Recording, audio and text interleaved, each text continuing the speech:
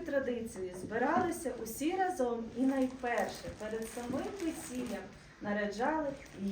наряджали вільце, яке ми внесли сьогодні першим, яке знаходиться за вами. Його наряджали в більшості для молодого його родина, а для молодої її родина. Але ми зараз з вами нарядимо його всі разом з найкращими побажаннями, з найкращими думками, з усім, щоб воно у вас відродилося, росло і розвивалося. І найперше ми маємо таке от прекрасне прикрасу від вас. Це ви, Ренате, і ви, Лариса. І між вами є жито, яке дарує вам найкраще життя, щоб було вам гарно жити. Просимо, ми зараз будемо співати, а ви, будь ласка, прикрашайте і підходьте до нас, ми будемо вам квіточки видавати, стрічечки видавати.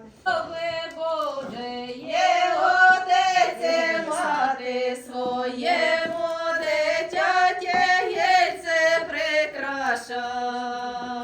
прикрашай. Ой, сосонко,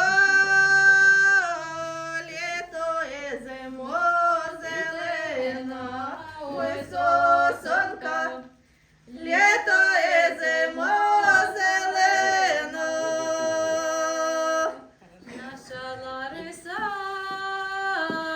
була п'ятниця весела, наша Лариса була п'ятниця весела,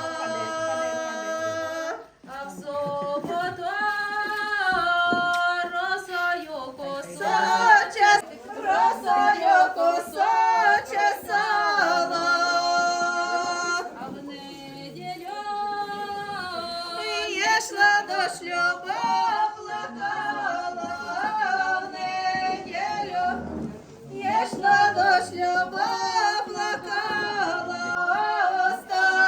Остань, моя матінко, раненько, дай поливай ротою м'яка частенько.